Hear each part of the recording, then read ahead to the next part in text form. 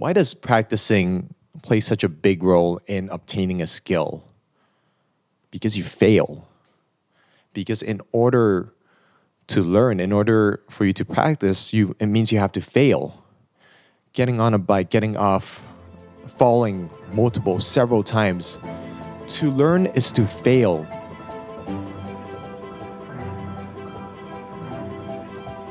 Welcome to the Yes, You Can podcast. My name is Eugene Chan. I am the founder of EuCan Productions, and I will be your host. In this podcast, I try to inspire your mindset to change from you can't to you can.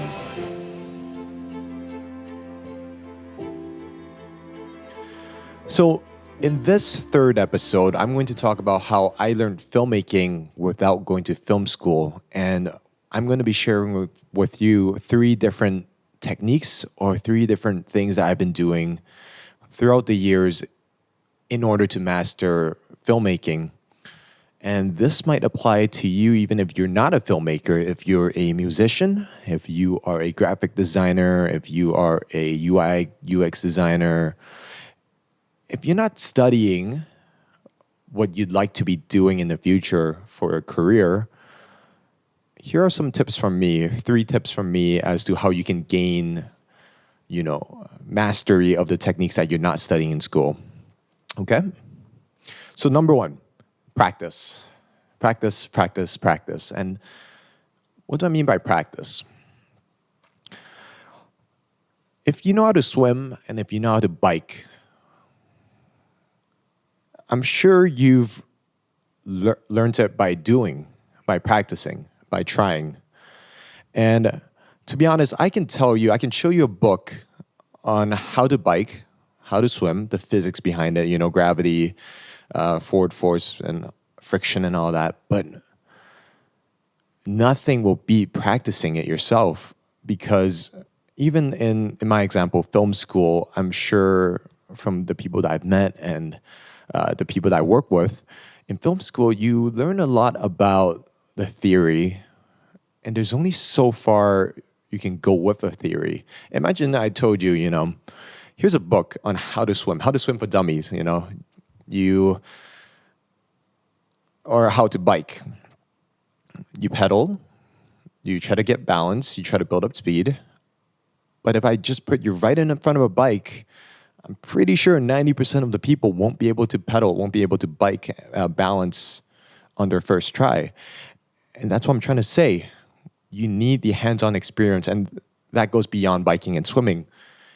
It applies to whatever skill you're trying to learn as well, whether that be playing the piano, learning filmmaking, and whatnot. And why does practicing play such a big role in obtaining a skill? Because you fail.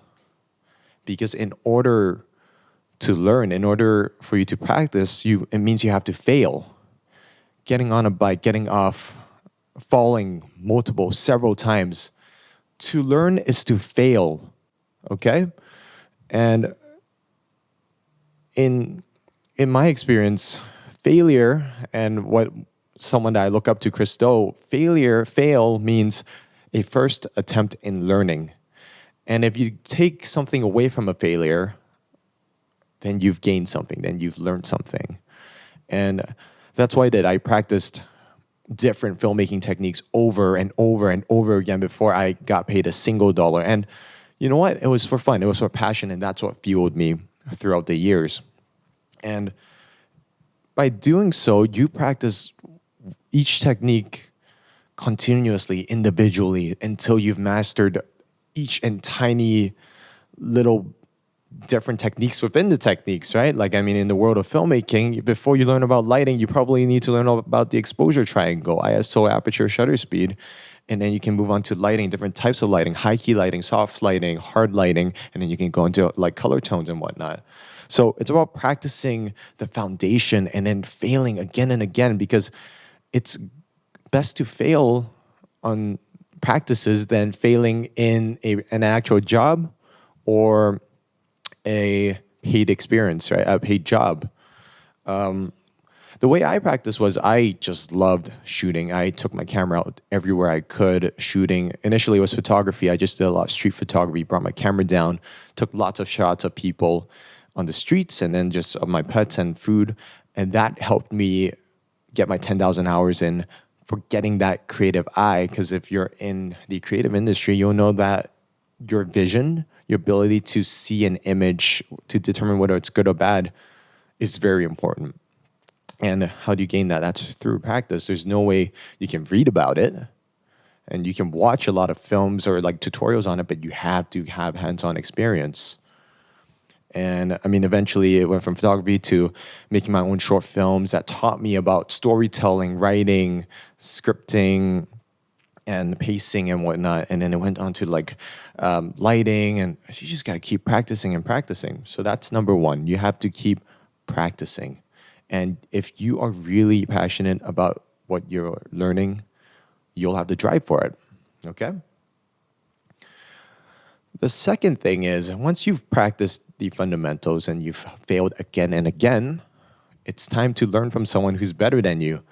One of the best learning experiences I've had was hiring Justin, who was part of EuCan. He's now back in LA. But Justin, whether he knows it or not, and I've told him many times, he's taught me so much about another level of filmmaking that I never sort of experienced myself, because Justin was a first honor film student in, I think it was LMU.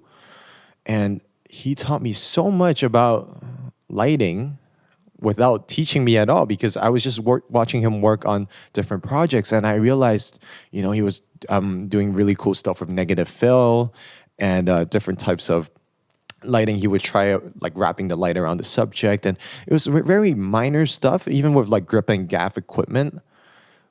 Just watching someone that's better than you, shadowing them or learning from them or working with them, you learn so much so fast. And it's also such a fun experience, because sometimes practicing alone gets a little bit, it's not tiring, but it gets a little bit tough, right? And yeah, learn from someone better than you. Even if it's something that you don't know anything about, it's not necessarily in something that you have experience in. I'm not as familiar as, let's say, Isaac is. He's a musician friend that we shoot with and a good friend of mine.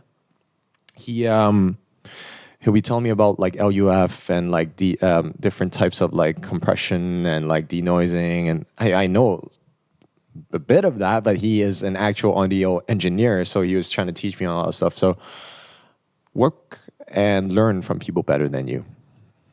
Okay. Now, number 3, it's once you've gotten your practice for your foundation, once you've learned from people better than you, the last thing is you have to get uncomfortable. You have to really get outside your comfort zone. What do I mean by that? Let's go back to the bike analogy. Once you've mastered riding a bike with both hands, try riding it with one hand. By doing so, it means that your foundation, your balance has to be spot on. And if we apply that to filmmaking, to sort of try different types of filmmaking, it means you have to have a solid foundation in the fundamentals already, otherwise you won't be able to sort of experiment.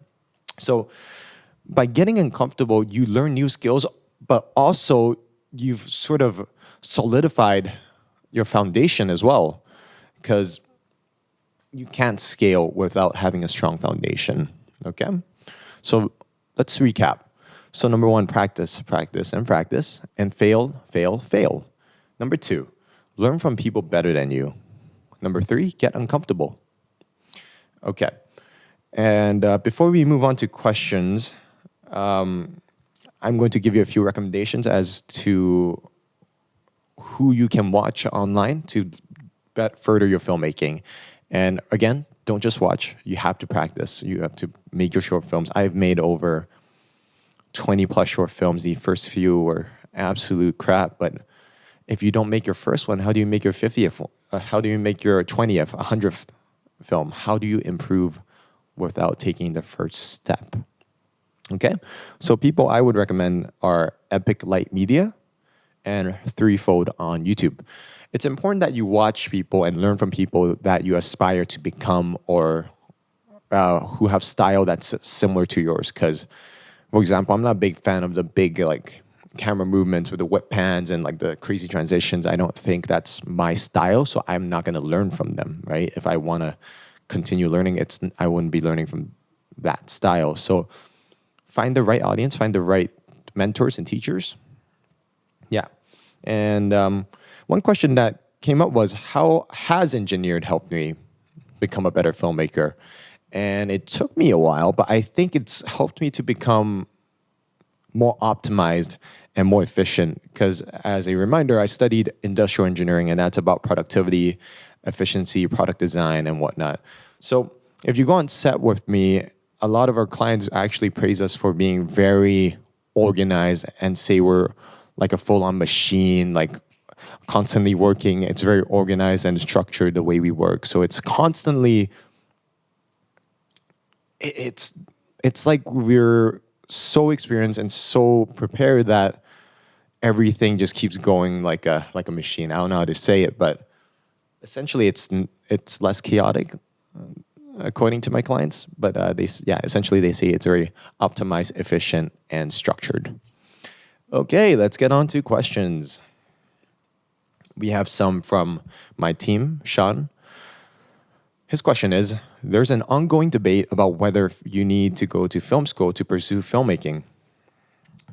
I think if we're just zooming out a little bit, that's not just about filmmaking. Unless you want to be a doctor or a lawyer or anything that requires a license, I think you can probably become anything you want these days with just the power of the internet and the accessibility of knowledge. And if it's a career in which you can have hands-on experience yourself or get it in one way or another, I don't think you need to go to school for that necessarily. I mean, a company that we've worked with many times, an education company, Own Academy, they specialize in hands-on experiential learning, and I think a week of learning like that is equivalent to one whole semester. So imagine what one semester, a long-term duration of that kind of education would be like. So no, I think if you have the passion, the drive, and the access to go hands-on with a particular industry, I don't think you necessarily need a school. So you don't need film school, in my opinion. Other than a network's great. He also asked, so what do you think one can gain from film school that would be difficult to gain through real world experience? I think big set experience, like a big production, that might be hard to gain for free. But I mean, once you're in the industry long enough, you know enough people, you can do it. You can sort of organize it yourself, and that's the other thing that film school will get you: network. Okay, and he also asked, given your unique background, when can your knowledge in engineering come in handy in conjunction to film production?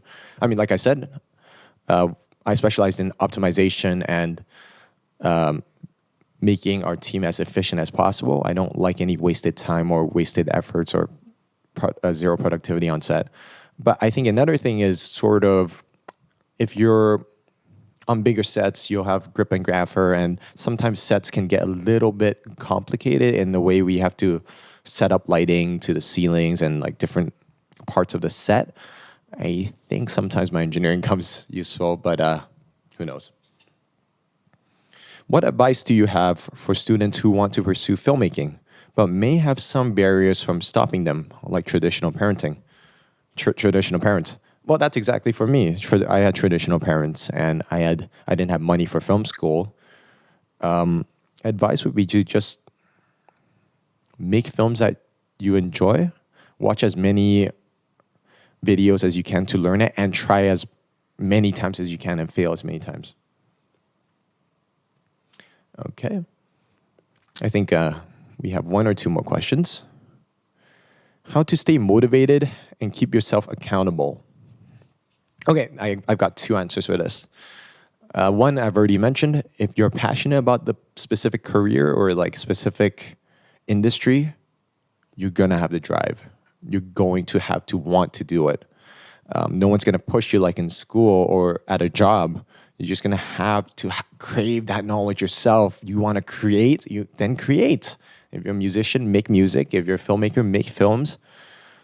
And my second sort of answer to that is to keep yourself accountable. If you're not able to drive yourself alone, sometimes saying your goals out loud to the public, to your friends, to your family, makes you accountable. If you tell your friend, okay, by the end of the year, I want to make a film, then then your friends are gonna hold you accountable. One thing that I like to do, I used to enjoy doing challenges where I made one short film every 2 months, and that's crazy. And the production scale was very small, but I kept making it, and that was sort of my way of keeping myself accountable. It also helps to have people around you that support you.